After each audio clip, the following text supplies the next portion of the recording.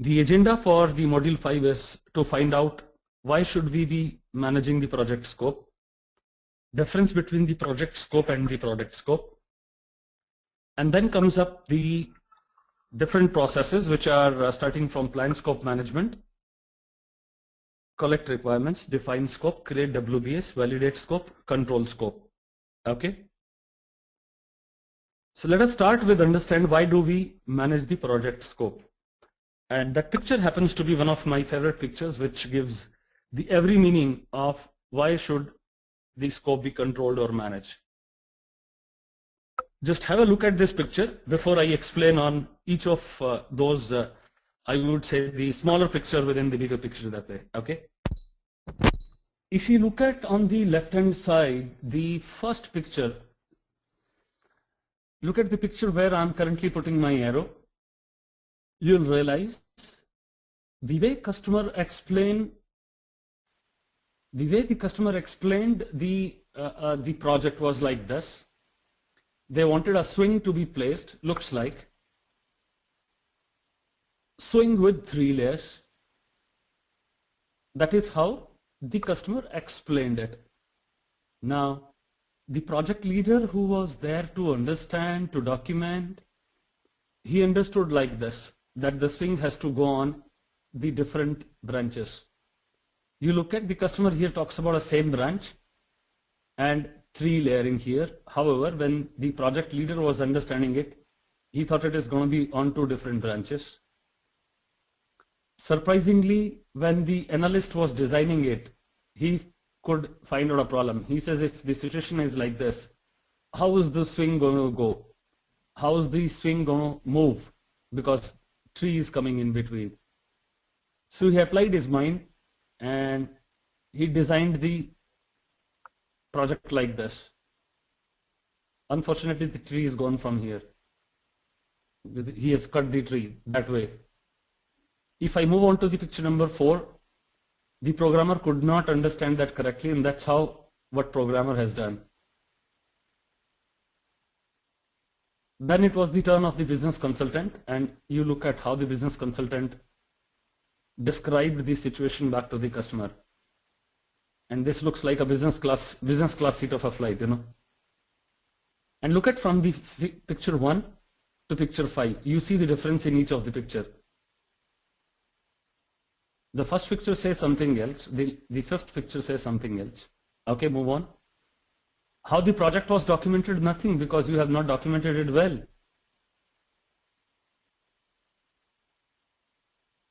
What operations installed?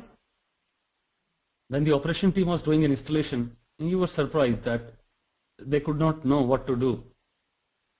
How the customer was billed? Of course, everybody is pretty much good in doing a billing to a customer. So they did a billing like this. How was it supported? Because anyway the tree was cut down, so you can expect what kind of support it would have led to. And surprisingly, if you look at the last picture here, you will be surprised what customer was actually requiring in. So what is that we are picking up from this? This picture gives us a very clear-cut, straight indication, and that indication is that the scope has to be very well documented, managed, checked, cross-verify from the customer that yes, he is agreeing to what we are developing in. That's the message which I wanted to register with this picture.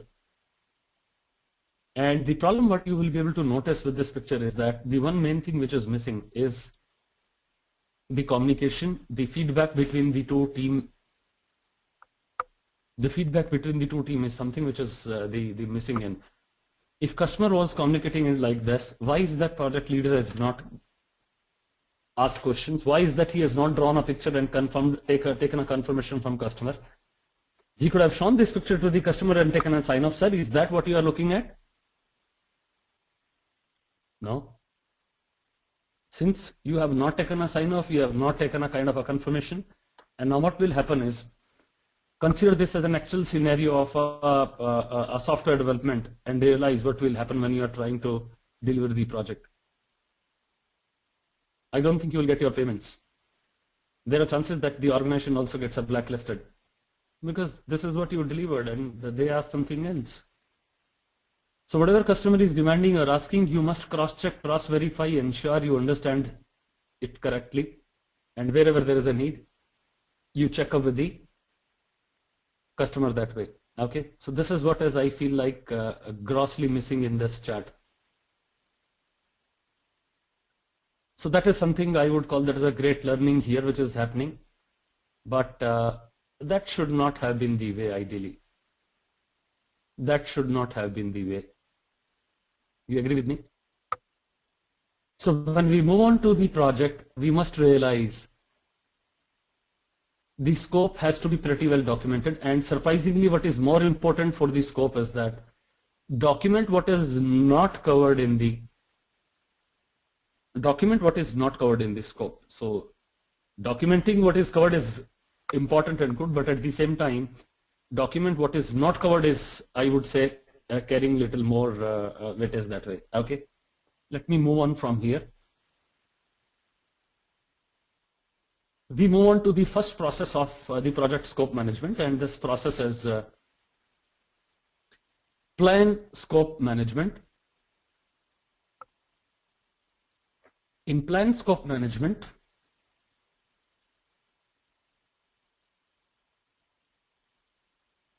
the activities what we control is that we try to jot down a management plan which talks about how is that scope is going to be defined, how is that scope is going to be validated, and how are we going to control the scope. So these are the things which are documented in the plan scope management. And some easy things to remember is inputs. For a lot of processes, the inputs are very simple to remember. For example, the two common inputs what I talked about in the previous presentations were enterprise and environmental factors and organizational process asset. And I told you that these are very common inputs from the purpose of the initiating, the planning, and the executing kind of input processes. So you will realize that these are very common input to most of the processes in the first three process groups. Then we move on to the other inputs. The other inputs is what is available by now as the project charter. Because charter will give us the broader scope, so we must understand what this broader scope is all about. And that is where there is a need of a charter as a document here. Then comes project management plan. Since we are going to be writing down the scope of the project, so project management plan has to come handy. And how the project management plan comes in is that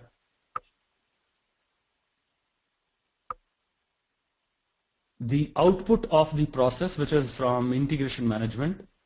The second process in the project integration management is, the first process is develop project charter, and the output of this process is project charter. So that is already there. The second process in the project integration management is develop project management chart, develop project management plan, and the output of this process is project management plan. So the output of the second process is also fed as an input. So what you can remember here is that the output of process 1 and process 2 of the integration management is fed as an input to plan scope management over and above the enterprise environmental factors and the organizational processes. Now comes up tools and technique, very easy, which is expert judgment. That means you take help of a subject matter expert. Meetings with the customer and the stakeholder to understand what is that they have understood on the project scope. And this results into two different outputs. The first output is scope management plan, and the second output is a requirements management plan. And these two plans are also known as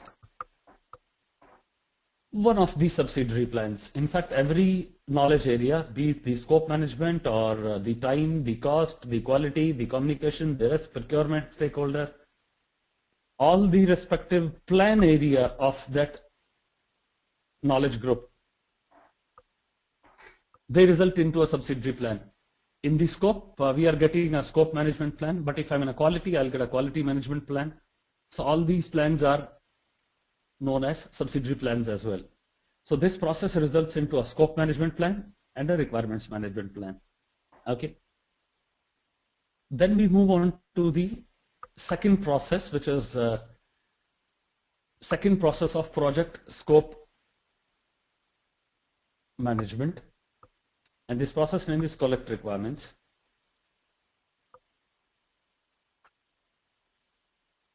If you look at on the inputs of the collect requirements, you'll realize that the output which we just produced, which was scope management plan and requirement management plan, that output is actually fed as an input here.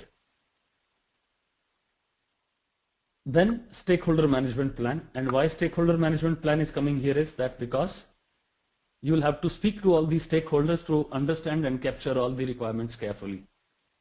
If you do not know the stakeholders, how will you capture the requirements? So stakeholder management plan will tell you what kind of stakeholder the other person is, and accordingly you know what information you can derive in from these stakeholders. So that becomes a very important input here. Over and above the stakeholder management plan, the charter still continues because you will still have the broader scope and the requirements from the charter and the stakeholder register. So stakeholder register and stakeholder management plan, these two are very important documents from the collect requirement stage. And various tools and technique what we'll be using for this process, those are interviews, focus group, facilitated workshops, group creativity techniques, group decision making techniques, questions and the surveys,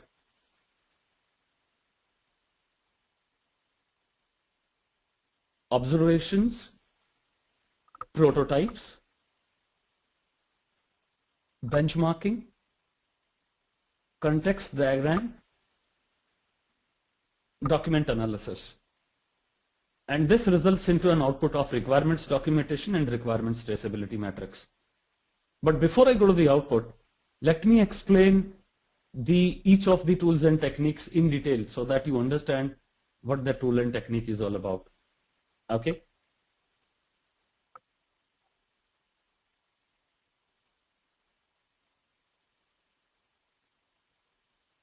Let me first start with the interviews. Interviews, as you remember, as you know, is the pretty simple of the other inputs. Interview is that you try to get into a kind of a face-to-face discussion if possible, with you raising a question and the other person is answering it. So that's one of the tools and techniques, and it is basically, I would consider the interviewing as the questioning. You'll be asking the questions back to the panel, and the panel or the individual person will be answering it one-on-one, and that is where you'll be recording each of the inputs. You'll be taking a note of the input, what is being talked about finally that way. Okay. Then comes the focus group. Now focus group is something which is, I would say, a selected group of people whom you feel like that they are the right audiences for asking all those questions.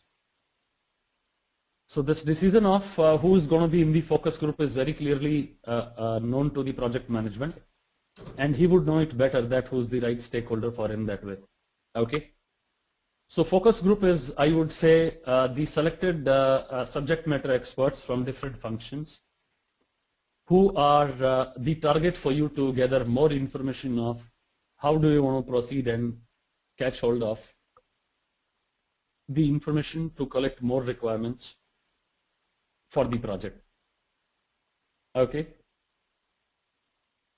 Then comes the third thing, which is facilitated workshop.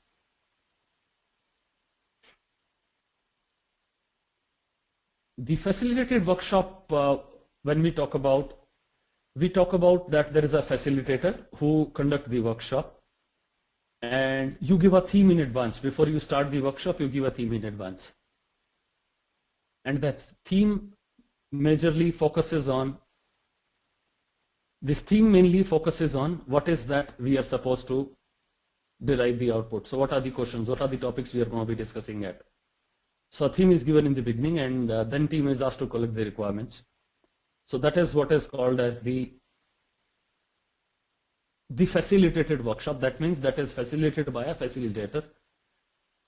So you are being given a topic by the facilitator, and facilitator itself guides you how to talk about on going ahead with all the details. And you can also consider the facilitated workshop as the workshop which includes cross-functional stakeholder who have different perspective on the project as such. Okay, and since it's a facilitated, so you can understand in your mind that this is managed by a moderator or managed by a facilitator who brings in the discussion with the stakeholder on the subject and arrive at the consensus. Okay.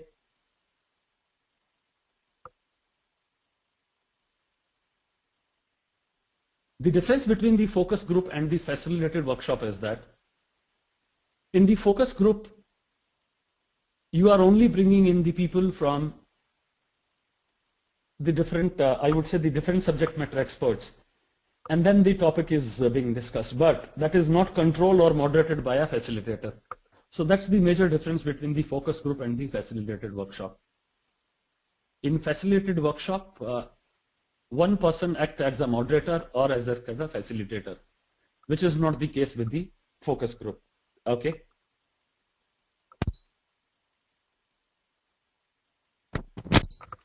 Then comes in the group creativity techniques. In group creativity techniques, what we have is technique which are known for, I would say, the brainstorming, and the various group creativity techniques which I wanted to share with you. Let me open up a separate file and give you the detailing of what are the other group creativity techniques.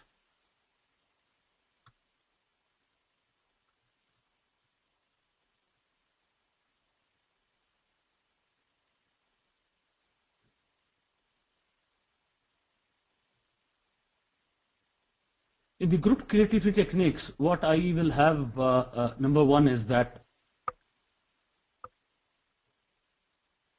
something called as a Delphi technique. Now, Delphi technique is a kind of a technique which is technique in which the inputs from several experts, they are based on a questionnaire, and so I would say inputs,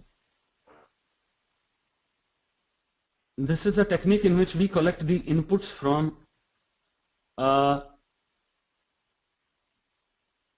I would say collect input based on set of questionnaire, but surprisingly the point here is that the results are only available with the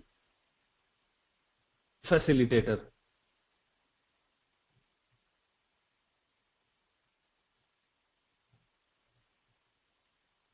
You do not want their decision to be influenced, and that is the reason I'm talking about that the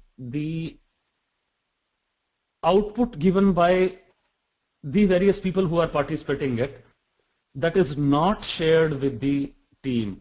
So that means if I deliver a questionnaire to you, the answers of your questionnaire are only available to the facilitator to have an unbiased output. And you can also say that this is also to maintain anonymity.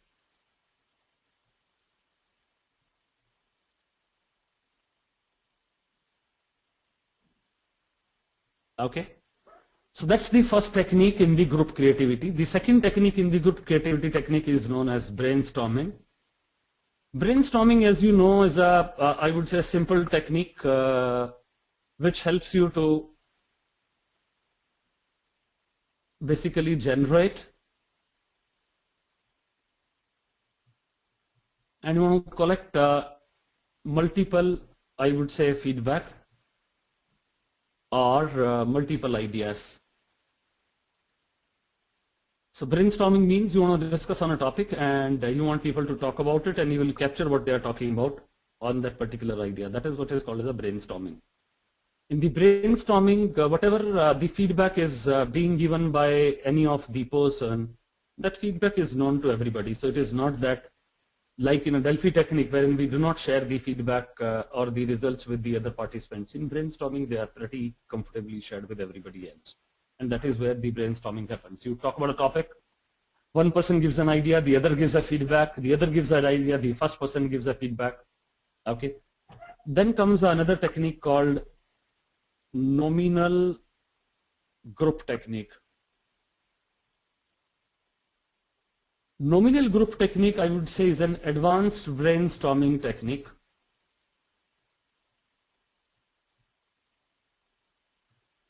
And when I'm saying advanced, I would mean that this is a technique in which voting is used. And why voting is used? The purpose of voting is you want to rank various ideas. So if you have multiple ideas and you want to actually now take the decision, so what you can do is you can actually ask people to rank those ideas so that you are able to decide which idea is actually getting the kind of the highest voting or the better rating that way, which is the idea getting the highest rank that way. Okay, so that is something called as the nominal group technique. And then comes two more techniques which I have to share with you in the group creativity techniques. The other technique is known as mind mapping, or that is also known as idea mapping. So what that technique is all about? This technique, I would say, is a technique which is used after you have done the brainstorming. After you have done the brainstorming, so what we do is the ideas gathered after brainstorming, okay, these are consolidated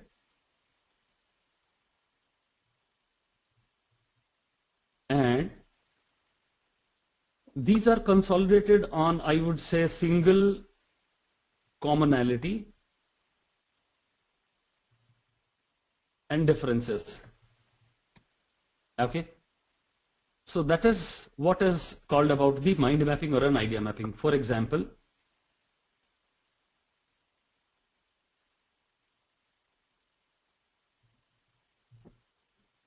if you had been getting the feedback from two stakeholders on the topic of say he talks about a topic and the first person says the scope has to be controlled, second again also says yes, the scope has to be documented, third again says yes, you must also document what is also not covered in the scope. So basically what you will look at the commonality is that everyone believes that scope has to be documented.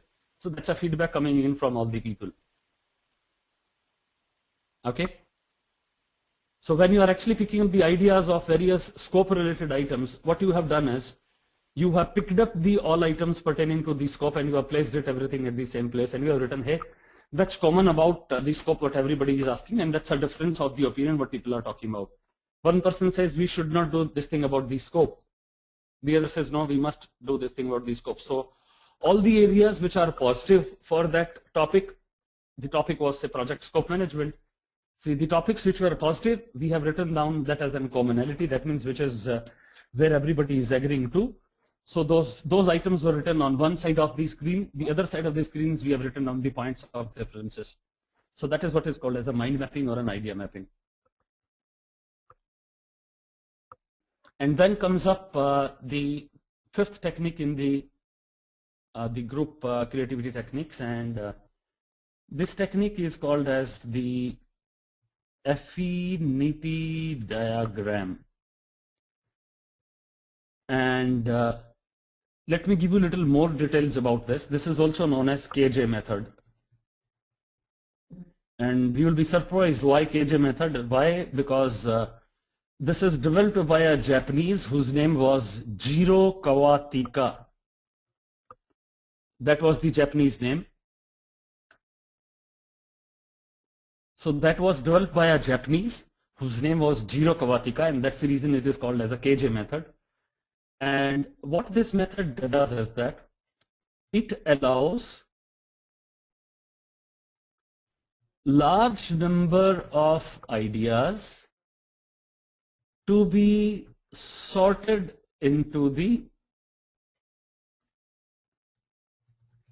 group. That is what is for review and analysis. The point which you must take a note for the KJ method is the one big point which says it allows large number of ideas. So that's the major point of difference of this particular affinity diagram, which is developed by KJ, Jiro Kawatika. Rather, his name is Kawakita, K-I-T-A. That's a Japanese name. Kawakita. He was an anthropologist, Japanese anthropologist. So these were the 5 group creativity techniques. Let me repeat: Delphi technique, wherein we give a questionnaire and the results are only available with the facilitator. Second comes brainstorming, wherein we try to generate more of ideas.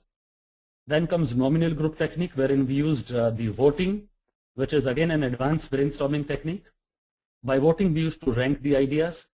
Then comes mind mapping. Mind mapping is that the ideas what we have gathered, we try to find out the commonalities and the differences between those ideas. Comes affinity diagram, wherein that allows large number of ideas to be sorted into a group for review and the analysis. So this is what we meant by the group creativity techniques. I'm back into the presentation now.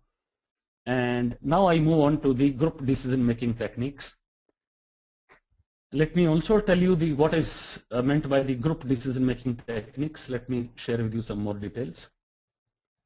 Group decision making techniques. So what do you understand by group decision making technique is, if you have to take a decision, there are 2 ways the decision can be taken. Let me tell you what are those 2 ways. The first way that you can take a decision is known as dictatorship. That means one person takes the decision.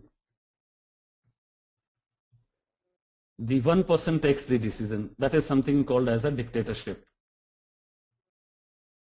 So that is one of the options. Let me tell you the second option. Second option is unanimity. Unanimity means everybody agrees to the decision. That is the second group decision making technique. The third technique is known as majority, and majority generally means that more than 50% people, they agree to the decision. Okay, and then comes something called as a plurality. Plurality means the largest group support the decision. That is what is meant by the plurality. So basically you have divided the team into the group, and you realize that the largest group is actually supporting this decision. So this is what is meant by the plurality, but this may not be the majority. Got it? So what you can understand from plurality is that assuming you have 4 different groups. Group A has about 40 people, and group B, C, D, they have about 10, 15 and about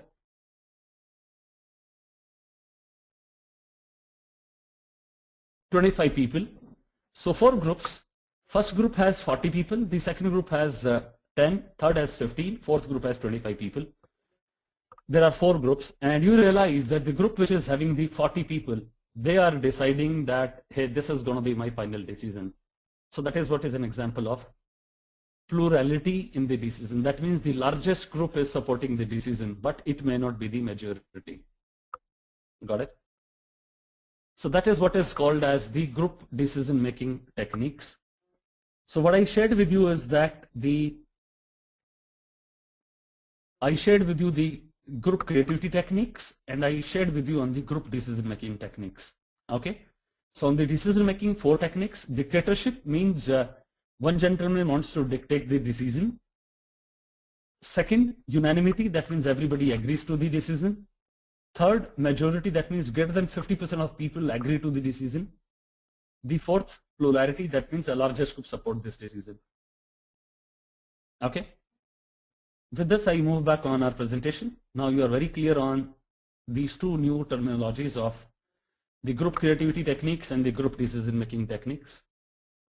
And let me move on to the questionnaires and surveys. Very easy for you to understand on the questionnaires and survey. This is used when we have a large group of individuals and we wanted to seek their input that way. Observations. Observation is very effective requirement gathering technique.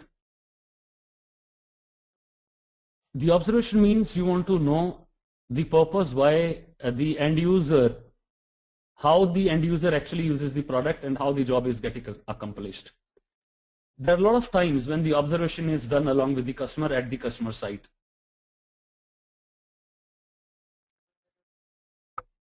If you are given a task of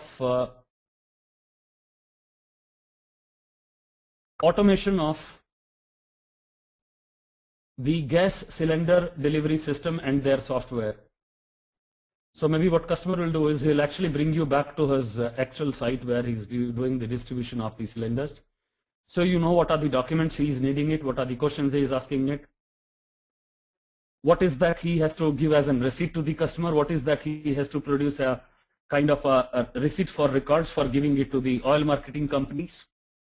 What is that he needed to give it back to the government because government may be giving him the subsidies. So there are various documents what the respective customer will have to produce. So while you are doing your observations, you are at the site, you will take a note of all those requirements very clearly because you remember that picture. What picture I'm talking about? You remember this picture. If you miss on recording the requirements clearly, then it will land up into producing some other result. Okay. So then comes prototypes. Prototype is something a kind of a mock-up model. That means a kind of a very similar model, but more of a virtual model, I would call it. This is also called as a working model. That is what is called as a prototype. For example, a lot of builders in the construction industries, when they have to build a product, when they have to build a kind of the building, if a builder is supposed to construct a 25 towers high-rise building, what he does is that he prepares a prototype. That means a sample design, a mock design. And a lot of time you'll realize when you visit the builder, he would show you that prototype as a design, saying, sir, on the left-hand side we have this, on the right-hand side this is this. So that's a model which he's going to generally place it in his reception. That makes the concept and things a little easier for people to understand and correlate. Okay, on my left this is going to be there, on my right this is going to be there. And when they place that prototype, they also draw various other related things. For example, the directions. For examples, the landmarks which are there on each of those nearby areas. So that prototype may also cover up the details about the landmarks, the big places close to that building. So that is what is called as a prototype. Okay. Prototype is generally used when we know that the actual project development is going to take a huge time and it's not so easy to replicate the actual product and you still want to seek the feedback or suggestions. Okay. So my question is, where is that you'll use prototype? The answer is Prototype is used when you want to seek a feedback or a suggestion or a recommendation, when you know that the actual project cannot be replicated faster than bringing up a simple design. Okay. Then comes benchmarking. Benchmarking, as the name indicates, if you do not know the project requirements clearly, you can actually benchmark yourself with the similar product available in the market to understand what are the key feature and the characteristics and the scope of the product available in the market.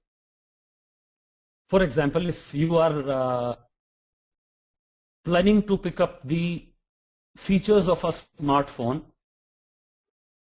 if you are a product manager and your organization wants you to pick up the best features of a smartphone, so that once they are trying to define the scope of the smartphone as well as the software which has to go with it, if you do not know what are the best features, the good thing for you is pick up some 2 or 3 brands which are in the I would say the highest selling models and maybe the highest features model in the market, carrying the highest market share. You understand what features they are talking about. So you can benchmark yourself and understand where do we stand. So that is what is the benchmarking mean. Then comes something called as a context diagram. Context diagram is a kind of a diagram which talks about how the business process they are described and how are they interacting with each other. The business process and the people, how they are interacting with each other, is actually talked about by a context diagram. Okay. And then comes document analysis. Document analysis is a simple way of analyzing or studying or reading the document so that you understand what are the requirements which are being talked about. Document analysis example is that when you get a project charter, a lot of times you also get the statement of work. A lot of customers, they give you the statement of work in the beginning itself, and that document of the statement of work is a document which can be read for an analysis. There can be similar other documents which the customer may have given, maybe a kind of a letter of intent or a memorandum of understanding or a purchase order or a work order. So that would describe in all the details. So for documenting the scope, generally the statement of work kind of document is much important. So when I'm talking about a document analysis, I'm talking about any and every document available till that stage for you to study, understand if the customer has documented that scope and it is mentioned in any of the documents. So realize what we talked about now in the tools and technique is all activities pertaining to noting down what are the different requirements. You capture all the requirements in a document which is called as requirements documentation. Easy to remember. You are documenting the requirements till now by the way of the various tools and technique. So the documents what you will produce is called as requirements documentation. And then comes up another document which is called as requirements traceability matrix. I consider this document to be a little more important. Why? Because traceability matrix talks about who gave you the requirement, that means source of the requirement. What is that work all about? What are the specifications asked by the respective person on that requirement? What is the status of the work? What is the status of completion? So requirements traceability matrix talks about who gave the requirement, when he gave the requirement, what kind of requirement that was. So that means that is the kind of a worksheet or a register in which we can trace back. Traceability means we can trace back who gave this kind of requirement. So for example, if I take you back on our famous chart, and if that was the requirement that you will have to prepare a swing with 3 layers, ideally speaking, I would have documented this thing with a picture and taken a sign off from the customer. So I would know that on so and so date, this and this gentleman has actually signed up a document, and this can be referred back in case of any dispute, in case of any confusion. You know that you have a written confirmation from a person that, hey, that's my requirement to be executed into the project.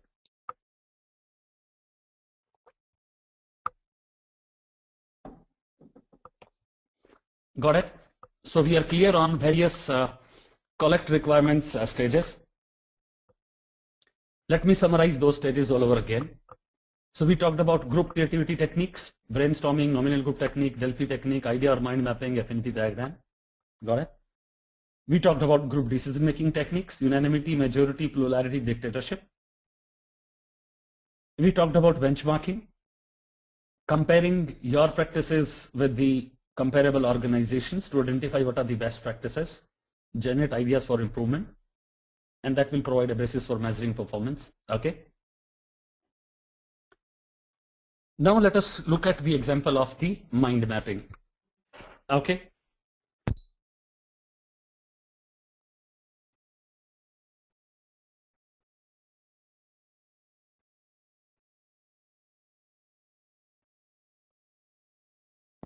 In the mind mapping, what I shared with you was that the ideas which are gathered through the individual brainstorming are consolidated on a single map to reflect the commonalities and the difference. Now let me look at project integration management.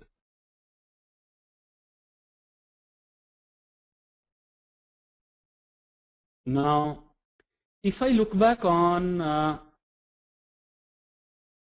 the project integration management, that was one of our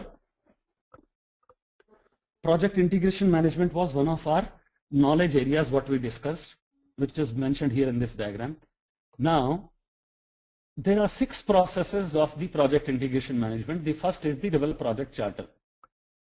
So the items which were falling under the project charter were all put into this category, which is there on the right hand side, the top side of the screen. And we know these are the items which are project statement of work, business case, contract. So these 5 items are grouped together and they are grouped together as an input. Then there was another document called expert judgment, another activity. So this was part of the tools and techniques.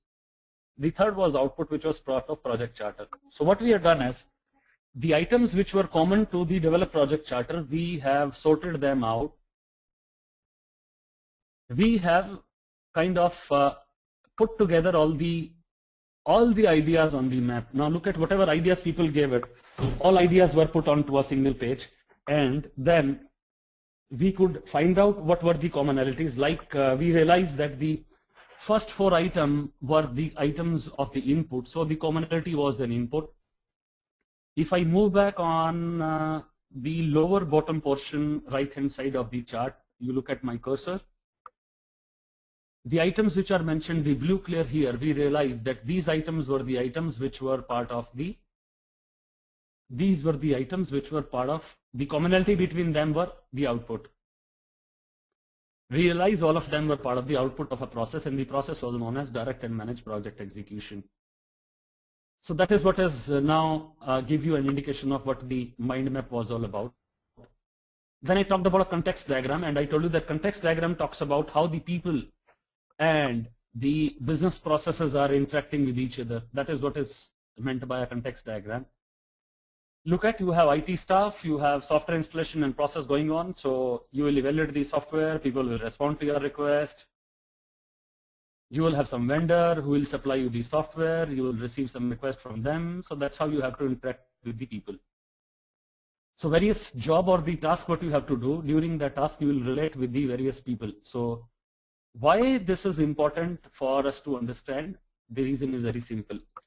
If you know who are the people coming into the play, you will know what are the requirements of those people. And our purpose of the context diagram is to take a note of the requirements. So if I know that I am supposed to receive a request as a part of the approved vendor process, and I need to supply or I need to receive the software from the vendor, so that means I know what are the requirements I would have from the vendor, what are the requirements what I will have to the vendor. Okay. So you will know the interactions, and that is where you will be pretty much on the track to note down the inputs for collecting the requirements, and that was the main purpose of the collect requirement activity as such. Okay, pretty much clear? Now I'll give you an example of the affinity diagram. What we learned into the affinity diagram was, let me repeat the understanding. I told you this is developed by a Japanese, which is whose name is Jiro Kawakita, and this method is also called as the KJ method. So what we have done is we have collected a large number of ideas, and then we have sorted those ideas into the group for the review and analysis. So what we have done is that in the beginning, look at on the left hand side on the screen, it says brain writing sheets. So when we're doing the brainstorming, we took a note of what are ideas people were trying to give at, and we generated some 6 brain writing sheets. Brain writing sheets means the sheet when we were doing the brainstorming, people were giving those ideas. So what we have done is we have just taken a note of the idea, whatever idea was coming in that point in time, we have taken a note of this diagram. On the left hand side, when we were writing down, I was not worried on the categorization or the sorting. I was only trying to take a note. One sheet filled up, I took up another sheet, I filled up the another sheet, 3rd, 4th, 5th, 6th. So maybe I prepared some 6 sheets on knowing what are the ideas coming in, because I wanted the ideas to flow in, and I never wanted those ideas to get disturbed. So these were the ideas which came in, and I had jotted on all the ideas. Now, as a part of the affinity diagram, what I am now going to do is I have started sorting down the idea based on the group. So I realized a lot of ideas were pertaining to something called as a planning aids. So I started picking up one each, or maybe more than one ideas, and I'm now trying to prepare a group. The first group I prepared is called as planning aid. The second group I prepared is known as audio quality. The third group I prepared is known as etiquettes and rules. So that's how I have started preparing the grouping. So I've started making the group out of those individual ideas. This is what is an affinity diagram method. Easy? Is that easy now for you to pick up? Let me roll back and tell you the mind map. We place everything, we find out commonalities, we find out the differences, try to place everything on the single sheet. That's a mind map.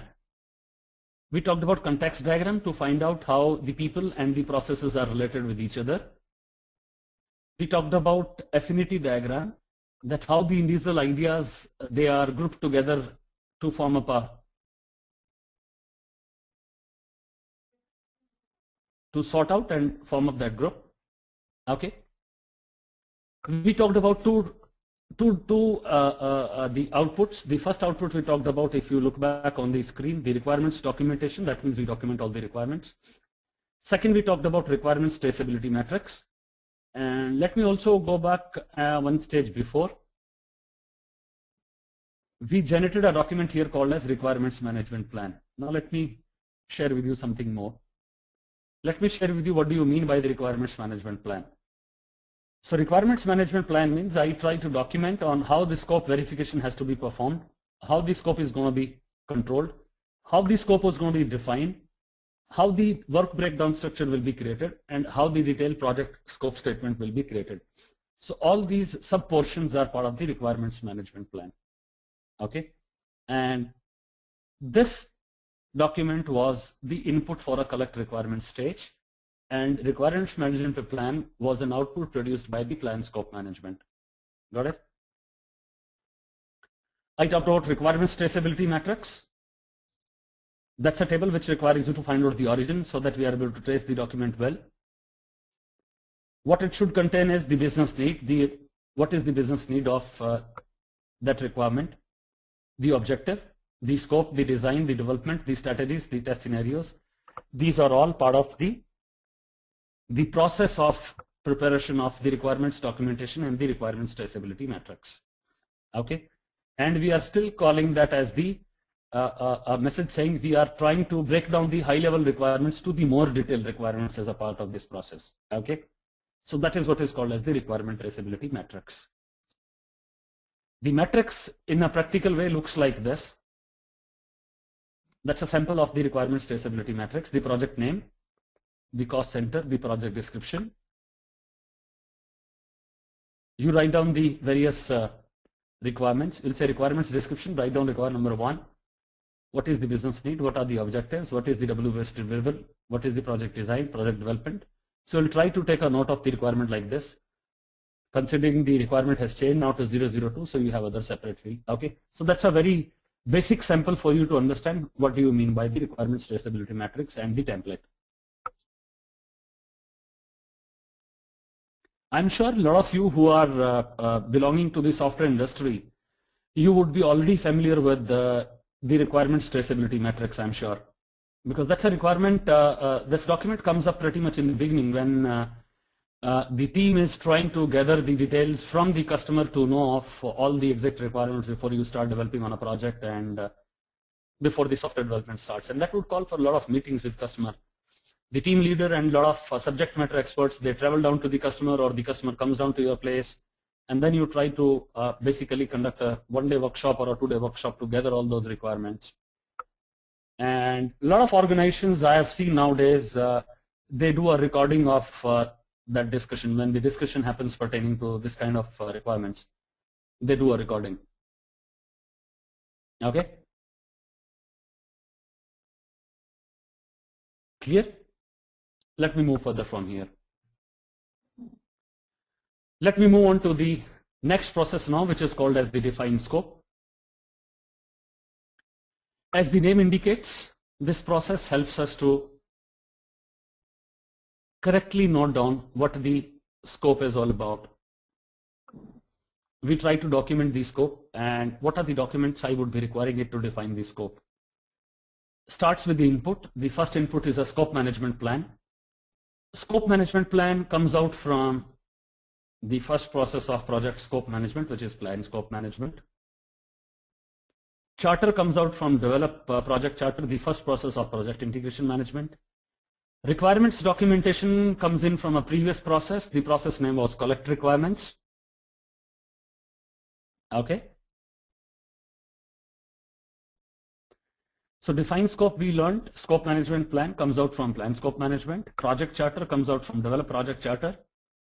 Requirements documentation comes out from collect requirements. And then comes OPA, organizational process asset. We have the tools and technique, pretty much simple tools and technique like your expert judgment. That means we consult the subject matter expert. Then comes in something called as the alternatives generation. Okay. That means when we are writing down the scope, we must try to analyze.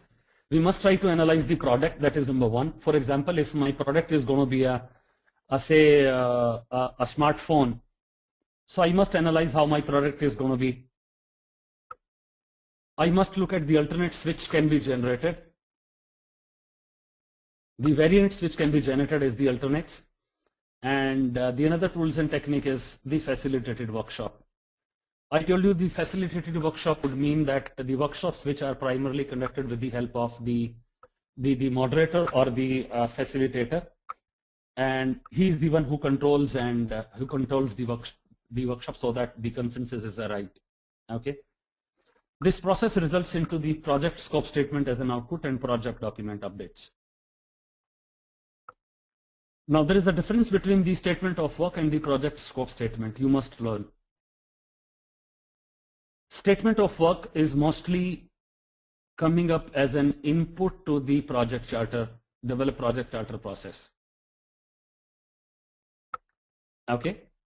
Statement of work is generally served as an input to the develop project charter, and project scope statement is actually a statement of the scope statement of the project what we are executing it.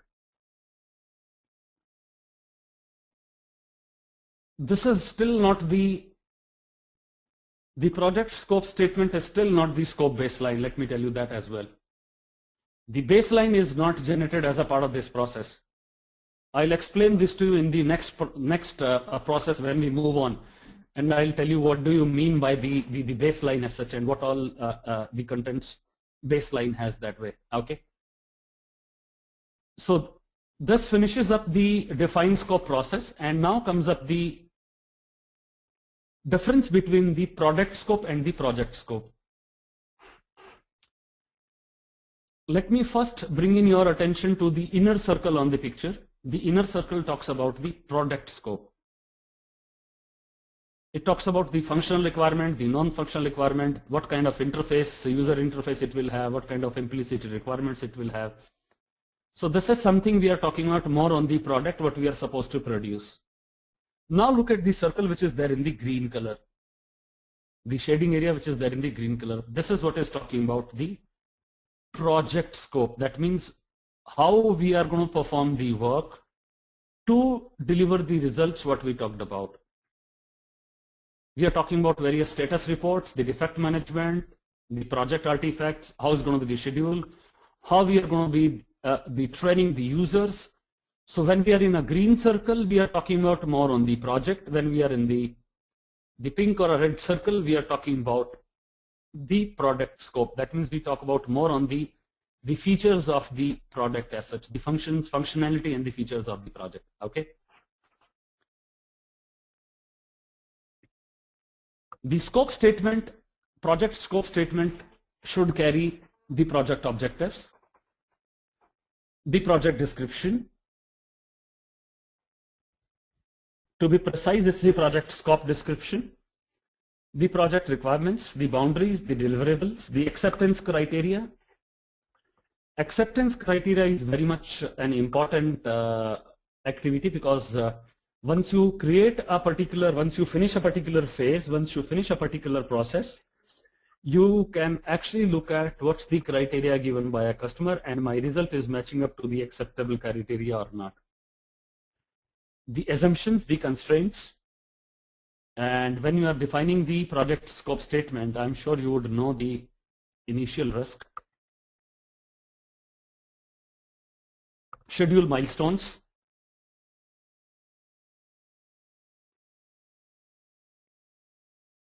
initial project organization, you know what organization is there at that point in time. The fund limitation, what are the availability of funds at various stages, because based on your scope you would know when is that you would be requiring what kind of fund. Then comes up configuration management requirement. So once you are changing the configuration of your product, you know what are the other requirements that are going to be coming in. And then comes the approval requirement. So your requirements on the approval has to be very much documented so that once you are changing in, bringing in the change in terms of the cost, the product as such, you know what approval you will have to take it from the different stakeholders.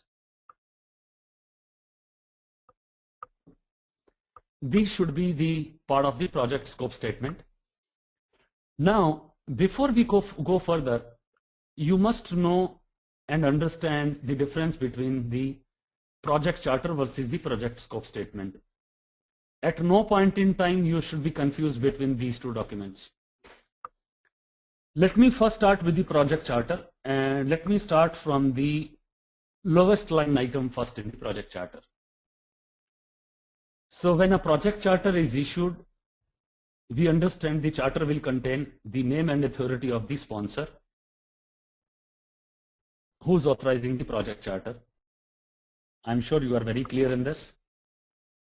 Then comes who is the assigned project manager, his responsibility and the authority level. That is again available from the project charter. Absolutely. Then comes the project approval requirements. That means the major requirements. Who's the decision maker? Who is going to sign off the documents? You get to know. You know of the broader stakeholders. Yes, very clear. You know of the tentative or the broader budget. You know of the major milestones. You also know on the high level requirements, high level project description, high level risk. And you know the criteria against which you are going to be measured. And the first thing, which is the purpose of executing that project. So these are the details which you already know it, which are part of the project charter. Now what we have done is we have presented back those details with you in line with the project scope statement so that you understand the differences between these two. Now the project scope statement is a progressively elaborated document. That means the detailing of the scope has been done pretty much in detail vis-a-vis the details which are the high level details in the beginning.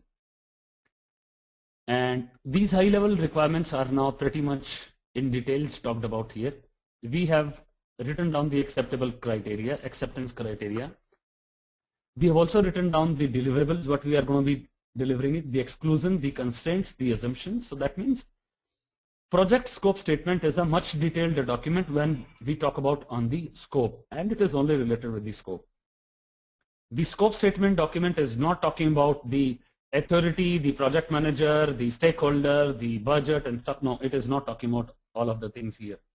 It is very clearly talking about more to do with the scope and stuff. Okay. Now we move on to a very interesting topic of this chapter, which is the work breakdown structure.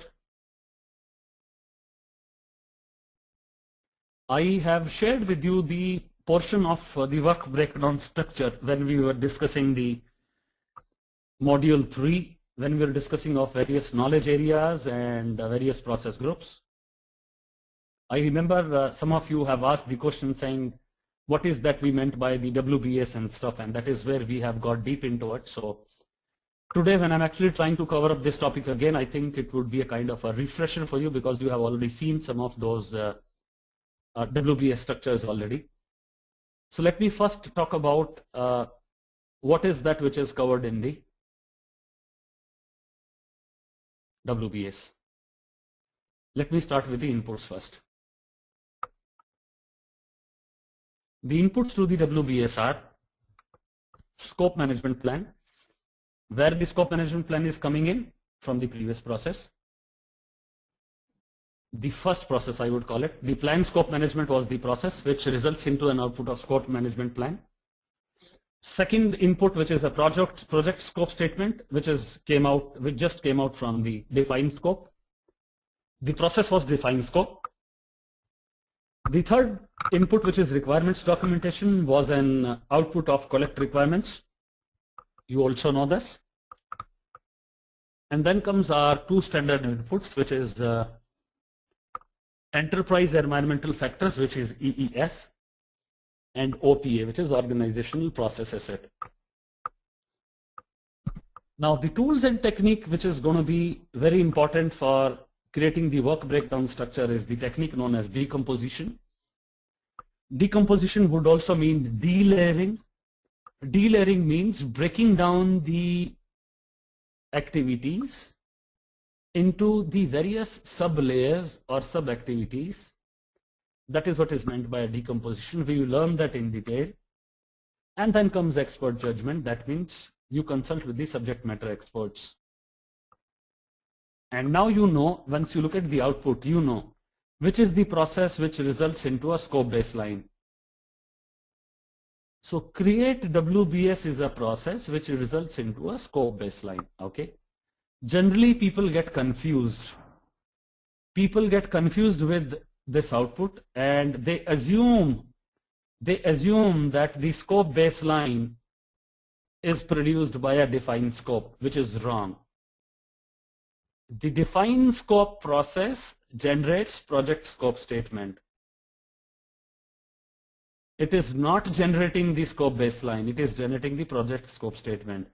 Scope baseline is an output of the create WBS process, create work breakdown structure. Okay. Let me now go back into the detail of the decomposition and the WBS. And before we do that, you need to understand some of the terms. The first term is known as the work package. A work package is the smallest work level when we do a decomposition or a delayering of a process. That's the lowest unit of the work to be performed. That is called as a work package. Then comes code of accounts. Code of account means we try to assign a numbering system to identify each of the unique components of WBS. Let me share with you the WBS first. So the way I am defining up 1.1.1.1 or 1.1.2.1 or 1.1.3, So this numbering system, what we are giving it here, this numbering system we can talk about with the code of accounts. Okay. Third comes the control accounts. Control account terms generally comes up from the management control perspective, and majorly it is talking about the finance, the budget, the money, the cost. So control account is a kind of management control point, and what they wanted to do is management wanted to control your budget pertaining to various activities.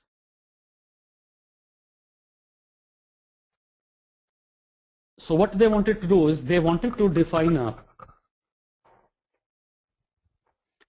the management wanted to define what is going to be the cost for the activities which you are trying to build up as a part of the WBS, so that they know when they want to check up your performance, they know whether you have consumed or whether you have taken up what you have budgeted for, or you are consuming extra, or you are maybe taking a lesser cost that way. So they wanted to do a comparison of your actual value versus the planned value that way. Okay. Then comes planning package.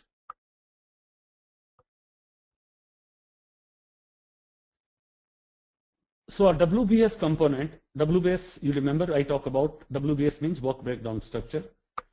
So our WBS component below the control account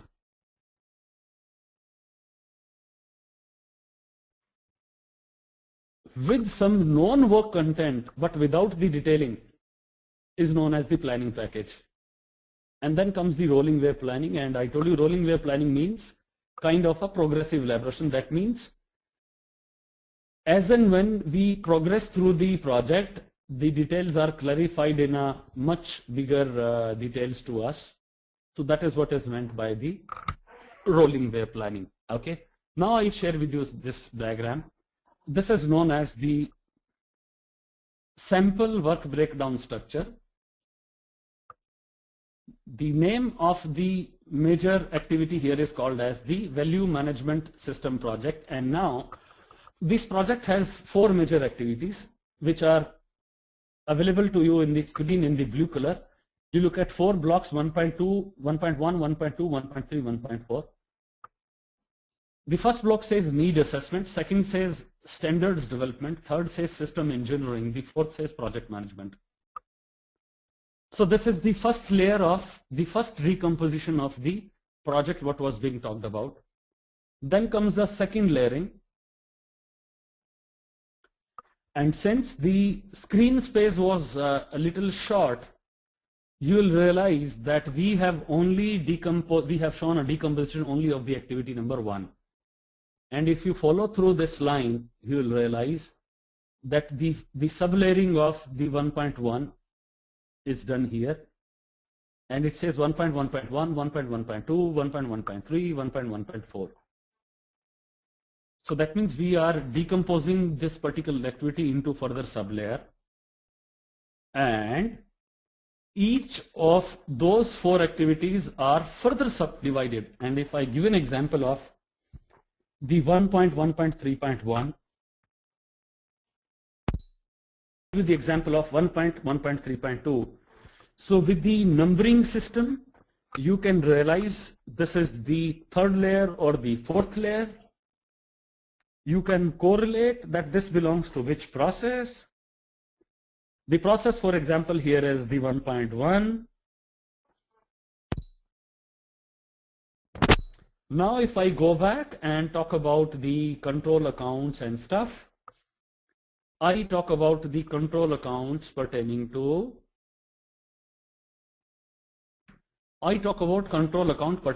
these broader positions. Okay. So we will not go back into the further delayering when it comes up to the controlling from the accounting perspective. Okay. So that is what we meant by control account. Let me share with you now some more sample work breakdown structure.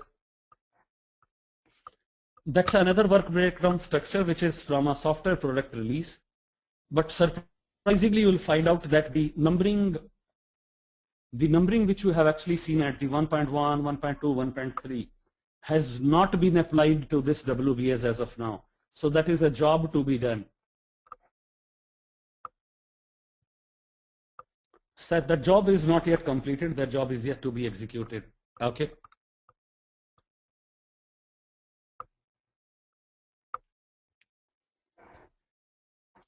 Decomposition, the layering at a second level. Okay.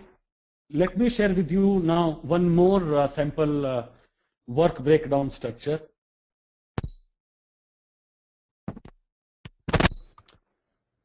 Look at the blue shaded blocks, which is the first layering: project management, training, data, air vehicle, support equipment, facilities, test and evaluation. Then comes up the second level layering, and again in this sample WBS, we are yet to apply the numbering system. Now one point which you'll have to take a note is, let me come back to the now WBS which was with the numbering. The point which comes back for the discussion is that to what level you can do a decompose. There is a thumb rule here. For doing a decomposition, there is a thumb rule, and the thumb rule says 880. 880 means a job not less than 8 hours, not more than 80 hours is the job which you can define in each of the work packages when you are trying to de-layer the job. Till such time you feel like the work is beyond 80 hours, you can actually talk about a decomposition and a layering up.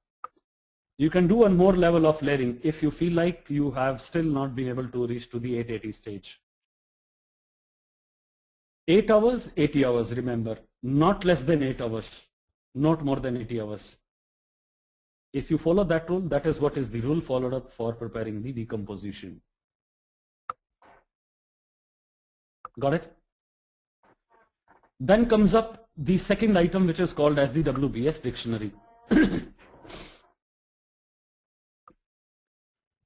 We learned what is meant by the WBS. WBS was work breakdown structure. Now, I also talked about 880 rule, which means work not more than 80 hours, not less than 8 hours of labor for any work package. Okay. Now I'm talking about the work breakdown structure dictionary. So that is, I'm talking about WBS dictionary. So what do you understand by a WBS dictionary? Actually speaking, if I have to tell you the WBS dictionary, I will again move back on the slide 23, which gives us the indication of a sample work breakdown structure.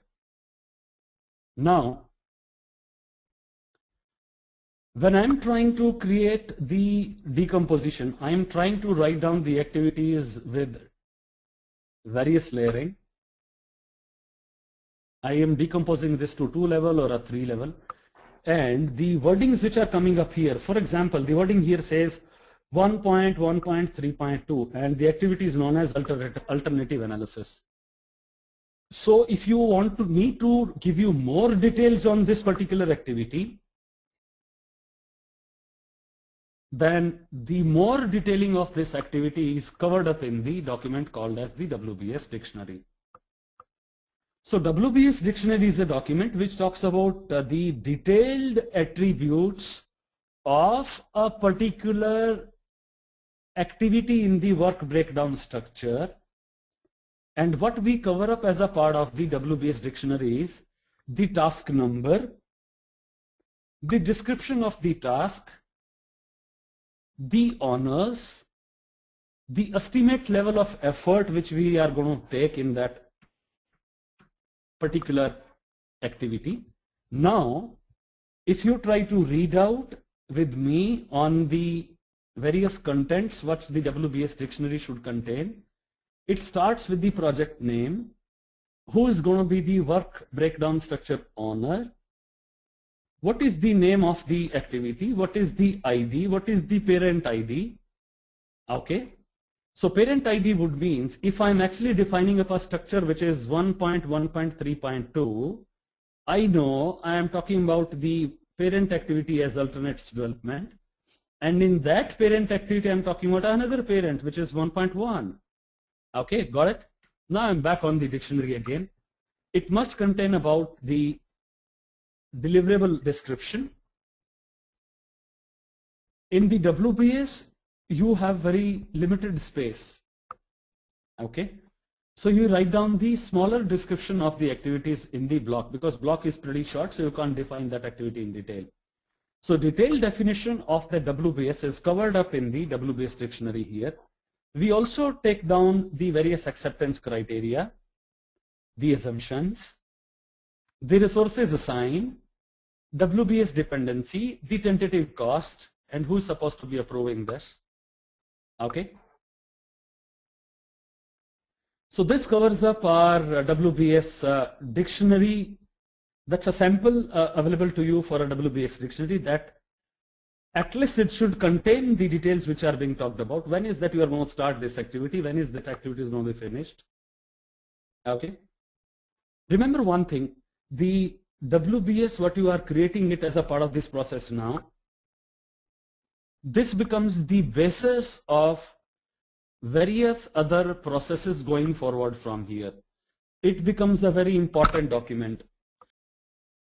Now, why I'm telling this now is there is a reason behind it. And that is the reason I'm saying the WBS and the WBS dictionary will serve as an input to various other critical processes going forward. And what are those critical processes? Let me name some of those processes. When you want to estimate the number of resources in the project, you need the WBS. When you wanted to estimate the duration of your project, you would need the WBS. Why? Because you should know that each of your work package, how many resources you would be requiring in, what is the duration of the job, what is the start date and the end date of the job. When you want to schedule various tasks, you would know where is the dependency. Remember, there is a word called WBS dependencies here. And each of those criterias which are there in the WBS and the WBS dictionary would impact the forthcoming processes very much. And the more accurately you are able to define in the WBS and the WBS dictionary, believe you me, there are more chances of your estimation to be correct. There are more chances of lesser risk if you are very clear on each of those deliverables accurately. If your estimation is pretty good, the risk is going to be pretty much minimal, because you know the start date and end date. You have kept all the buffers in your mind. You know what this project is going to cost you all about in terms of the duration, in terms of the resources. You know when that resource is required. You know for what duration that resource is needed. So all those details can only be gathered if the description is written pretty much correctly here. If you don't describe the work package in detail in the WBS dictionary, that means you will end up in preparing a wrong estimation of the duration and cost. And that is where I repeat that the WBS and WBS dictionary is a very important topic here. And once we talk about the scope baseline talks about of three major documents. What are those documents? Let me first tell you the three major documents what a scope baseline should have.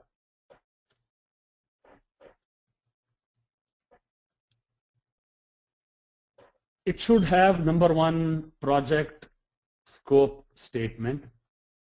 It should have WBS. It should have WBS dictionary.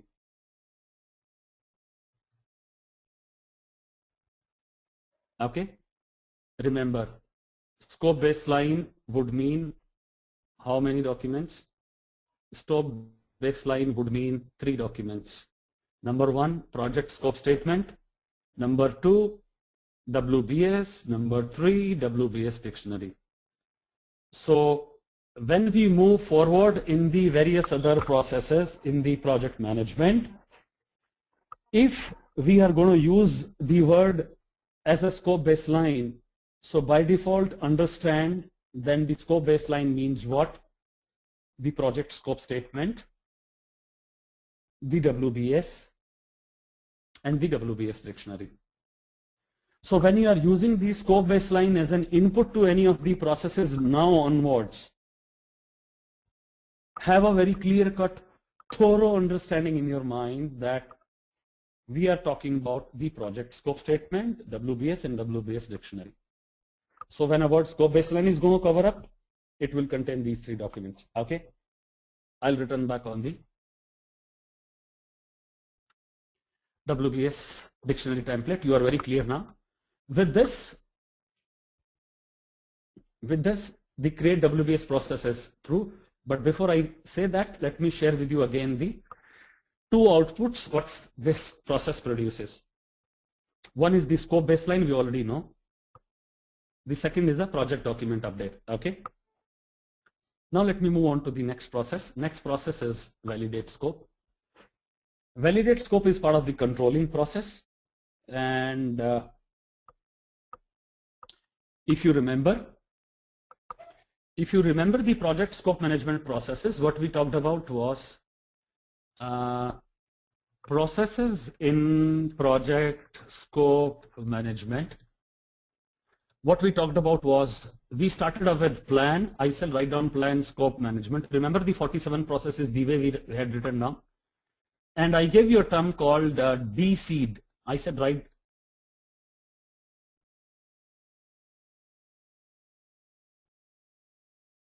Remember that? Or you don't remember? Let me share with you that sheet one more time. The way we prepared the 47 processes in Excel. Okay. So once we prepared those processes, we talked about on 6 processes of the project integration management, the 6 processes of the project scope management. So today we are into the remaining processes of the project scope statement, and we talked about the CDC first. CDC was coming up into the planning, and ST was standing for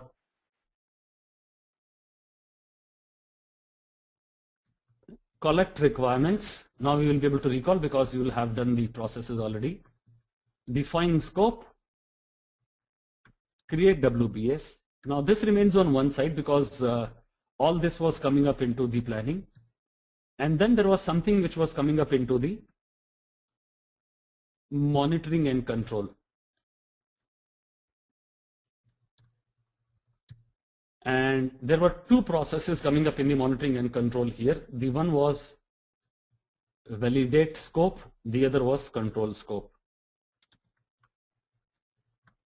And what I wanted also to share with you and remind you that when we worked out on those 47 processes, the way we had started writing down on the control processes, we have started writing down from the bottom. We said control stakeholder, control stakeholder engagement, control procurement. That's how we started up writing from the lowest first. Control stakeholder engagement, control procurement, control risk, control communication, control quality. But when we came up onto the scope, I said, hey, scope, yes, you have a control scope, but you also have a validate scope. And likewise, the exception was also there in the project integration management. So that's how we remembered the processes that way. Now let me move back again onto the validate scope. You know where we are now. In the validate scope, what we have,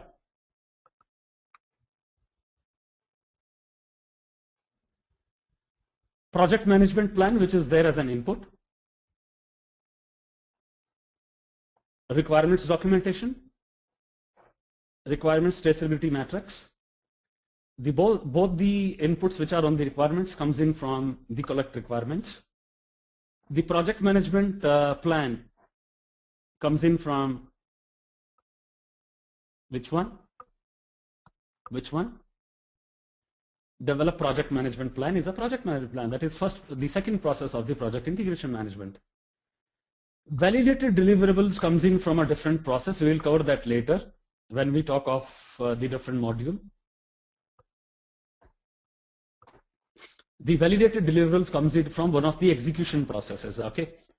And then comes work performance data. You remember, most of the processes in the monitoring and control generally have the project management plan and the work performance data as an input, okay? And this will result into an output of work performance information. And I also told you that most of the processes in the output of the monitoring and control, they will have a change request appearing in their output. They will have work performance information appearing in their output. And most of these processes would have the validated deliverables as an input and accepted deliverables as an output. Okay, that's something which is, I would say, the commonality between a lot of the monitoring and control processes. Not all, I'm saying lot of. Okay. Now comes up on the tools and techniques which are needed for the validate scope. Number one, inspection. You must inspect what is coming up and delivered to you as an output. Second, the group decision making technique, and you know the group decision making techniques very well. You have learned all the group decision making techniques, and these are dictatorship, one person takes the decision, unanimity, everybody agrees to the decision, majority, that means more than 50% people agree to decision, or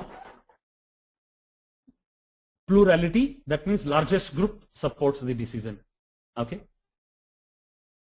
so that you already learned the group decision making techniques, and this results into an output. We know it, that accepted deliverables, change request, work performance information, and project document update. And I also told you why the change request is coming up as an input here, the output here, because once you start measuring and inspecting your results, you'll realize that a lot of results may not meet up your scope, and that is where there is a need for you to raise a change request. Okay. With this, I move on to the next process, which is the last process of project scope management. This is known as control scope. The control scope process, look at the inputs, and you'll be surprised if I move back a slide before and move back here. Look at the inputs are going to be the same. I'm again changing back between the validate scope and the control scope. Okay. The inputs, first input, second input, third input, fourth input. Project management plan, it is there at both requirements documentation, requirement traceability matrix, work performance data.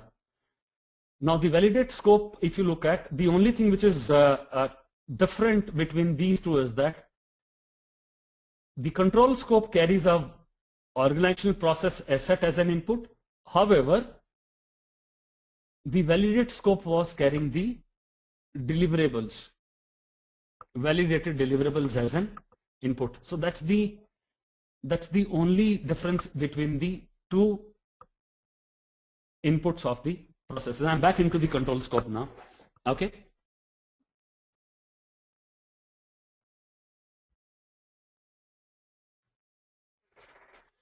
The tools and techniques what we'll use here is the measure tool, we call that as in variance analysis. And we will cover the variance analysis pretty much in the detail when we talk about our next two topics, next two modules, which is the project time management and the project cost management. Okay. Variance analysis in simple would mean that we try to find out the differences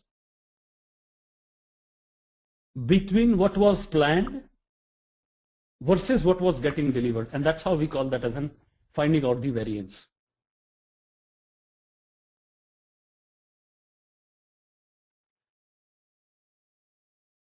There are various variance analysis techniques. You have the variance analysis also in the time and cost I told you, which is known as the cost variance or the schedule variance that way.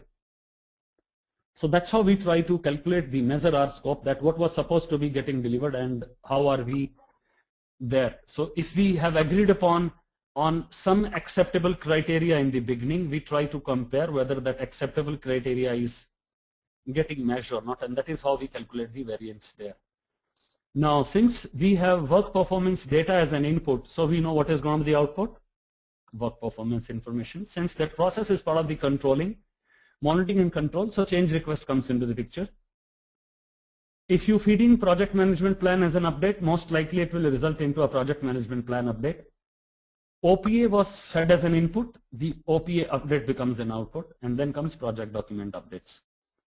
So with this, we are through in ensuring that the scope is covered.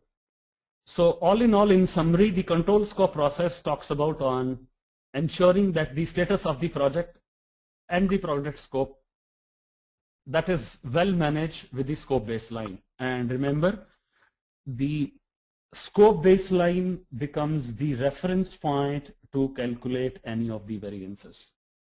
Okay. So what has been agreed upon in the scope baseline becomes the final scope for us to reference at any point in time. Okay. So when we talk about that, whether we have achieved the scope or not, we compare that with the scope baseline, and scope baseline constitutes three items I told you: the project scope statement, the WBS, the WBS dictionary. Got it? Clear? Now is the time for you to ask questions on any of the topics what we discussed today. And once you are through, or if you ask those questions, then there would be my turn to ask some questions to you on this topic. So first I'll give a chance to you to talk about on any questions what you have or any clarity what you need on any of those topics what you have discussed today on the project scope management. And my first question to you goes like this. What do you understand by work package?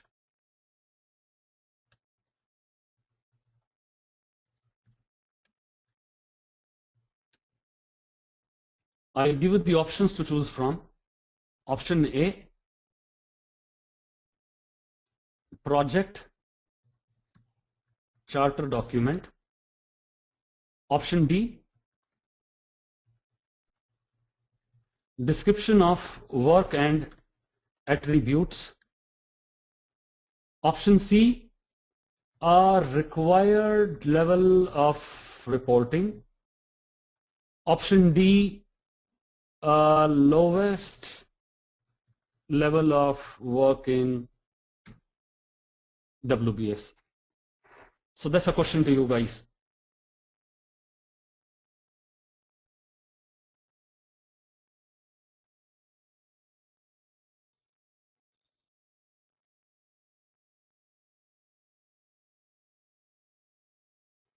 Okay, and I think yes, all of you have picked up this pretty much clearly.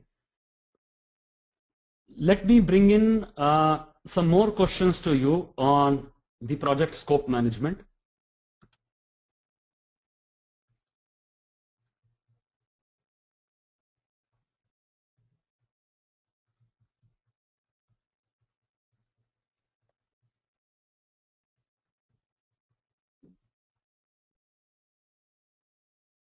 Which rule is generally followed during the decomposition? Option A, 90-10.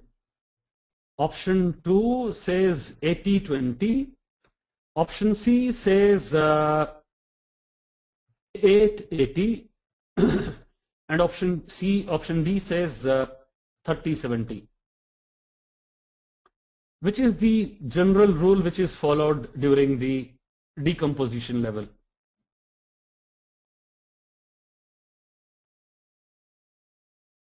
Okay, these were the easy questions which I have asked. Now let me give you a little lengthy question.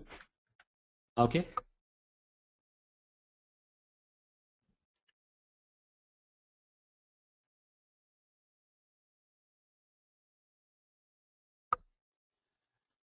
And this question goes like this.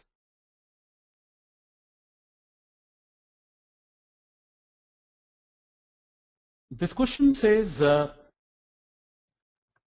team at XYZ Corporation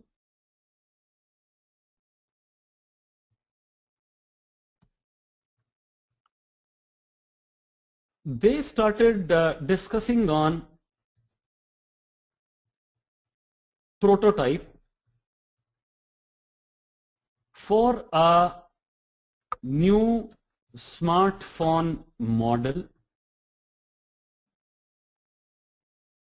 and they started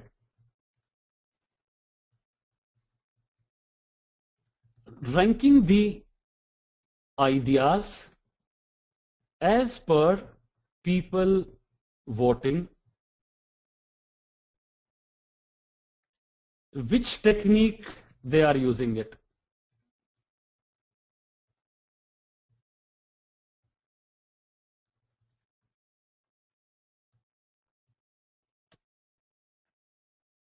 Option A, interviews. Option B, brainstorming. Option C, Delphi technique. Option 4, nominal group technique. Now, if you have understood the techniques very carefully, your answer should be correct in the first go. And let me share with you, the answer is lying on the same Word file, okay?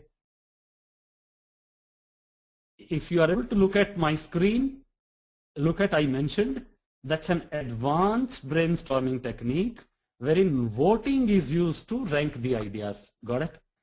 And now let me bring in one more question.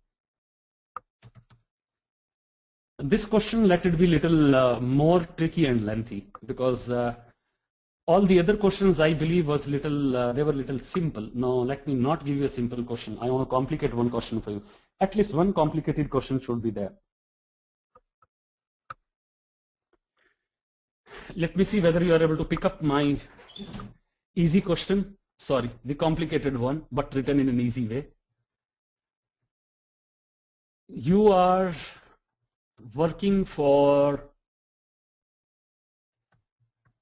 Brigade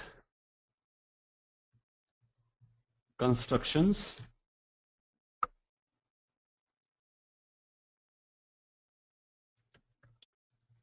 Your manager gave you the task of assigning numbers to each of the activities.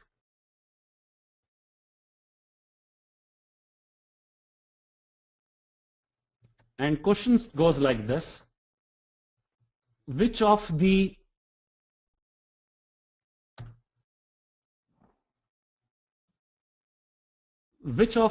following is true about WBS numbering?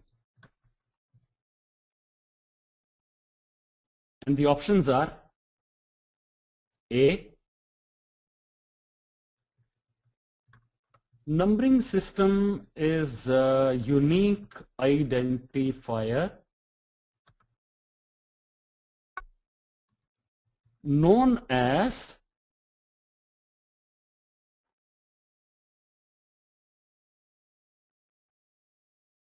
WBS dictionary numbering. The second option says the numbering system is a unique identifier known as code of accounts. The third option says numbering system is a unique identifier known as WBS dictionary accounts. And the fourth option says The numbering system is a unique identifier known as WBS accounts.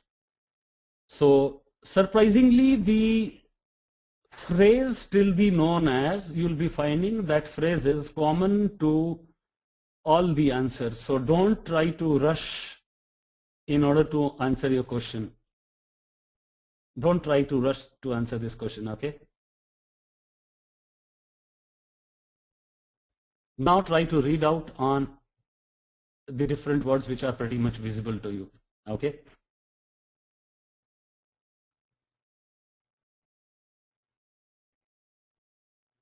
If you want some hint, I can bring you back onto the presentation and I'll go back to the WBS slides.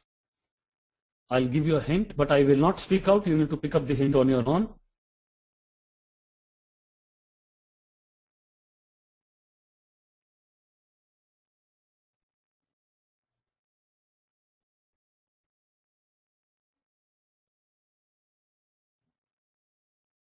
If you are able to read out line number 2, you will be able to get a clue of the answer what I'm talking about. So the answer is very clear, the code of accounts. So code of account is a word which we'll have to find out, which is very clearly the B. So B becomes our the right choice here. Okay. So let me try to share with you on what is that we understand by an IRR. Okay, let me use this word file itself. IRR, the full form is internal rate of return. And if I have to give you the definition of the IRR, which I feel is needed, before I explain the topic in detail, you must know the definition of IRR first. And the proper definition, let me try to bring in the proper definition of IRR to you, and that is where we'll be discussing on the little details of the internal rate of return. But before I do that, let me first talk to you and put down the definition of IRR. IRR would means a discount rate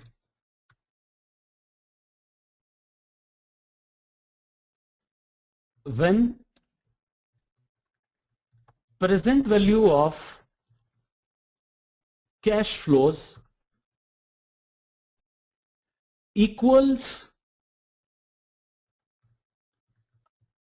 the investment. Okay. The more detailed understanding, let me give it to you with an example.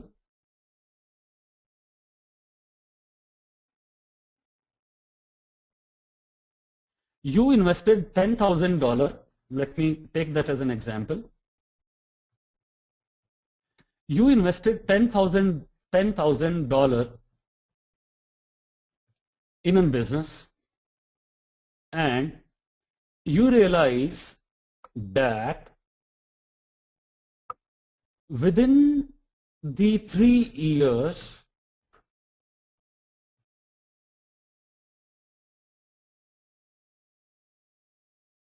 you retrieved your $10,000 back from the project, and I assume that the internal rate of return was, I'm assuming it here for the purpose of maybe sharing with you an example, 33.34 was the return per year, and you got your $10,000 paid back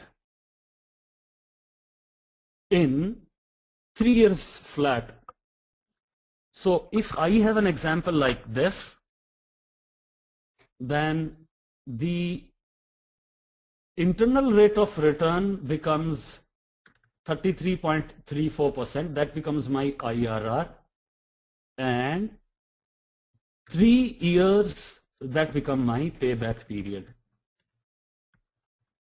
Okay, so the point, I would say the break-even point wherein I cover up my investment in a business, that is what is called as the point, and the rate, the speed, the rate by which we get our investment back. That means the place wherein my investment becomes equal to my present value is called as the internal rate of return. Okay, so that's the understanding for you to know. And what you should take a note is that if my internal rate of return is, I'm now bringing up a twist now. So you had one option as the option which is stated onto the screen. Now I'll bring up one more option to you, and this option says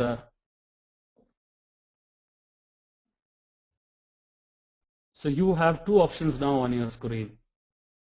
The first option I am making it in the green color, and the second option is now into the red color. Okay, and I'm changing the example now, and I'm saying $10,000, 10 years, 10% per year. And now what is my IRR? My IRR is a 10%. That means my annual return is now at the rate of 10%, and my payback period now becomes the 10 years. Now if somebody asks you and say, hey, which project will you choose? A project with the higher internal rate of return or the lower rate of return? Now let me tell you something more here, and this would means there are places when people say, hey, the place wherein you have your net present value as 0, that is also they talk about as the level when your present investments meets the cash inflows. So this is also mentioned at a lot of other places. So this covers up basically our the IRR details. So higher the IRR, better it is. Now I'll tell you two things now. The two tips. Higher the IRR, better, and lower the payback period, better. So if you have to choose between the two, and if you are given an option of the payback period, always choose a project which has a lower payback period. That means if your invested money is able to come back faster enough, that's a wise project to be in if you have to choose between various projects. And if you choose the project with a lower payback period, automatically this is going to be the project with the highest IRR. Okay, because these two terms are pretty much related with each other. Got it? So that finishes up our chapter there, and that's how we are able to now. So with this, we bring this today's topic to an end, and I am sure you have a pretty thorough understanding on this topics that way. Okay. Thank you so much.